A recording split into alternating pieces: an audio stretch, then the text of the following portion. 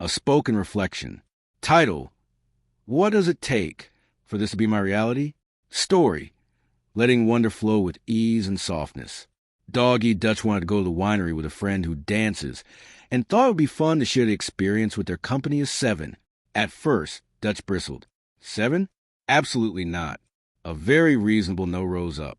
The logistics, the cost, the very real math of the moment. Then he softly drifted just a little into wonder. Instead of arguing with a no, he let his heart, spirit, and imagination fall into a daydream. What if this were easy? What if I could afford that? What if this were normal? Not as a demand, not as a claim, as wonder. And he let his wonder flow only as long as it felt easy. No forcing the fantasy.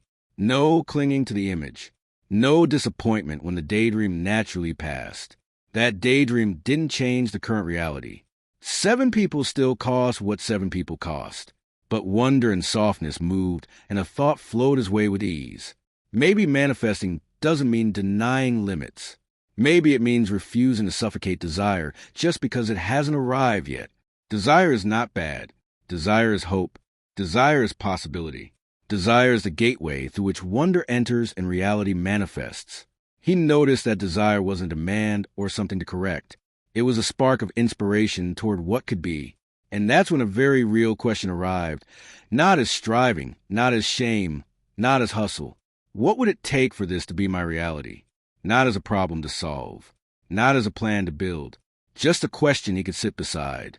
Softly, he noticed how often he'd been taught that when lack appears, the answer is to align higher, raise the vibration, shift the mindset, override the feeling.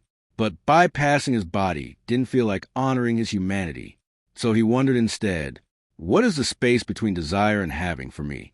In that moment, he imagined floating like a leaf, not being tossed by the tide, not forcing, not resisting, not pretending the ocean isn't real, just staying buoyant while being honest about where he is. Wonder came softly. Wonder flowed. Wonder moved on. And he noticed that ease wasn't about having everything now. It was about not being bruised by the space between wanting and having. 7 is still a no today. And that's okay. That's the now. And it's also information. And maybe even an invitation. Dutch is still going to the winery. He's just not getting dragged by the ocean on the way there. Maybe the work isn't collapsing the gap. Maybe it's learning how to live inside it, with wonder moving and softness intact.